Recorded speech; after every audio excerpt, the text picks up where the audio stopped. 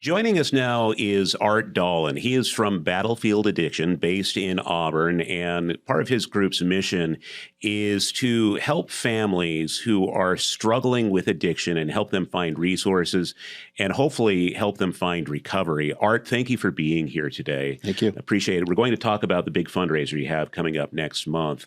But I wanted to maybe just start off with you giving us an idea. How bad is the fentanyl situation in the Seattle area here in late 2025?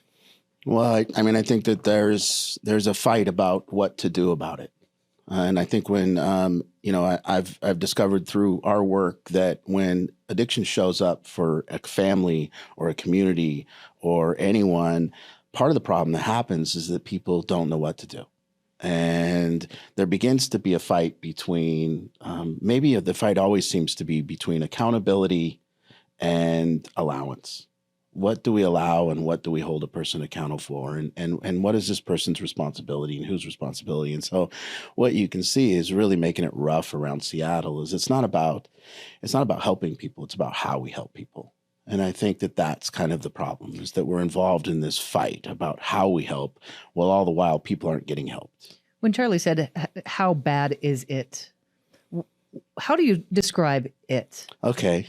Well, I mean, I think the current condition of our streets is absolutely deplorable. I mean, I think that as a recovering addict myself, as somebody that's been doing this, how did we get to a place where people are openly doing drugs on our streets? And for me, I work with families. So I always take it like this. If a family were to come to me and say, hey, my loved one is in the basement using drugs, what should I do?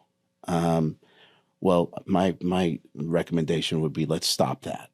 You see, and it seems that if I did say something else like, well, does he have enough clean supplies to do those drugs? That family would probably consider me crazy and say that guy can't help us. And that's kind of the thing, is we're not saying does it need to, we're not really stressing that it needs to stop or these people could die. Instead, we're saying, well, do they have enough supplies, or do they have enough a warm house to do it in, or things like that. When actually, to me, it needs to stop today. That if you say that you're helping somebody that's using fentanyl, to me, that only means getting him off fentanyl. It doesn't mean anything else. It means if 10 days ago you helped somebody that was doing fentanyl and today they're still doing fentanyl, you didn't help them. That's what it means to me. It means they could have died 10 days ago and they could die today. And to me, that's not helping. You are somebody who believes in sobriety, not just supervised use until somebody is ready to seek resources for recovery. Why do you believe in the sobriety first method? Well, I believe that that's always the first goal, is can we get somebody completely off drugs? There's also many cases where people might need different things. I don't believe in just sobriety. I believe, though, it is our first ask. It is the first thing that we should try with people. Not all people can make it. Some people need medicated assistant treatment. Some people need marijuana. Some people find a way to manage certain substances. But to me, it's always the first goal that we should try to attain. Because when I look at another human, I say, I think you're just like me. I've attained abstinence and sobriety, and it's great. And I want that for you. And so I'm going to first try to set that expectation with someone and see if we can do that. I'm sorry. How is fentanyl different than what we've seen in the past? Well, it's just a death sentence. I mean, we've got kids that have lost 13, 14 of their friends. To me, it's a war. And, if we had something so deadly, such as anthrax or something like that, we stopped it back then. We would stop a little line. We would shut down a building for a little line of salt that was on someone's desk that might be anthrax. And so for me, I just don't understand truckloads of this drug coming in and us not saying we have to stop it. To me, it's however many pounds of fentanyl come to the U.S., that's the precise amount that's going to get smoked. And so if you're letting it come into the community, There's no treatment for that. We can fight over it all, but in the end, if 20,000 pounds of fentanyl come to the U.S., 20,000 pounds of fentanyl is going to get done. And so what do you do about that? We have to stop it. Art, these are real human beings who are suffering, and these are loved ones. Their family members are desperate to get them help. What happens when they reach out to Battlefield? That's a great question. So that's exactly what that's what we do. A family calls and says, my loved one is on the streets. My loved one is out there. And it becomes a different terminology when you love someone. When you say, that's my loved one. No one wants their loved one to be given supplies to keep using drugs. People you don't know, it seems to be okay. So people come and they say, I want my loved one off these drugs. And we navigate, and every case is unique. We take that family, we take their unique case, and we teach them how to lovingly move this thing to sobriety or move this thing to a better situation. And so we take a family and we don't leave that family until it's over. And we don't stop until the job's done.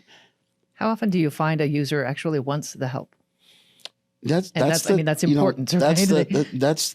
They do, but they might not have the strength to do that. I should have said, we'll accept it. Yeah, and I think that's the myth that's out there, is that people have to want it. I don't find that to be true. I find it that other people around them have to want it for them. I just find it that way all the time. I didn't quit drugs when I wanted to quit drugs. I quit when my family was done with it, when they kind of proposed that I needed to quit and they required it. And I think a requirement is what people need. And they need people that love enough to require that they don't kill themselves this way.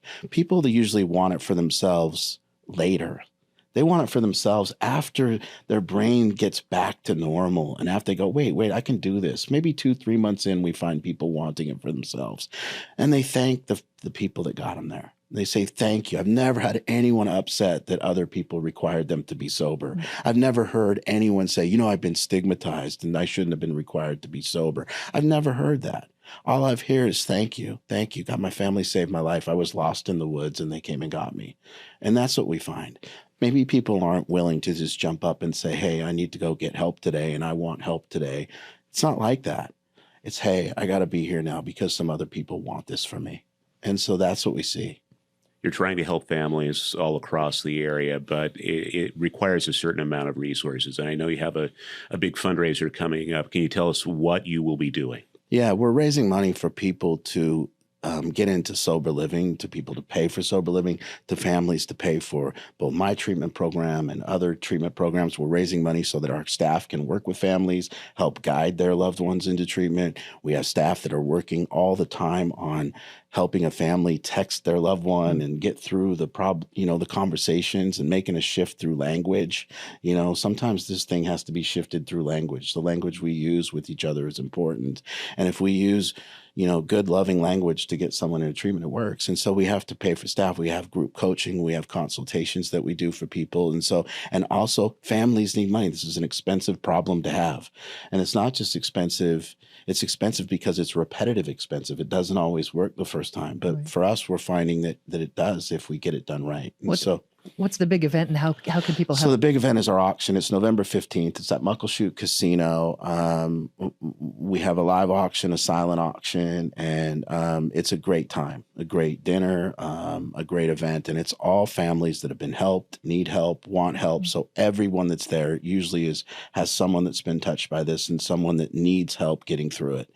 And so not only is it it's a bonding for all these families that have been going through the same thing. And if you're a family out there that is going through it and you don't feel like calling, they talk about stigma a lot. The stigma kind of gets put on the family because when you say addiction came from trauma and this person came from my family, you might be suggesting that my kid was traumatized on my watch. And so the families kind of get scared, like, oh my God, what did we do? How did we cause this? And we want to tell families it's not that way. Call and see how many people are going through exactly what you're going through, tons. And they get such relief when they come to us and they see that there's other families in the same boat. And maybe they didn't do anything wrong. Maybe maybe their kids' drug addiction started from drugs. Maybe there wasn't a root cause. Maybe just we have a lot of fentanyl addicts because there's a lot of fentanyl. That could be a possibility. We don't know for sure, but I didn't know any heroin addicts when I went to high school in 1992 around here. You know why? There was no heroin. Yeah. So I don't really know what people are talking about all the time, but I know that families need that support. They need other people going through what they need, and they need to feel the relief that they're not alone. And that's what they get when they come to our community. They get hope. Yeah, they get that. Art Dahlen, Battlefield Addiction. We will have a link on mynorthwest.com to this important fundraiser. Is coming up November 15th. Art, thanks for being here today. Thank you.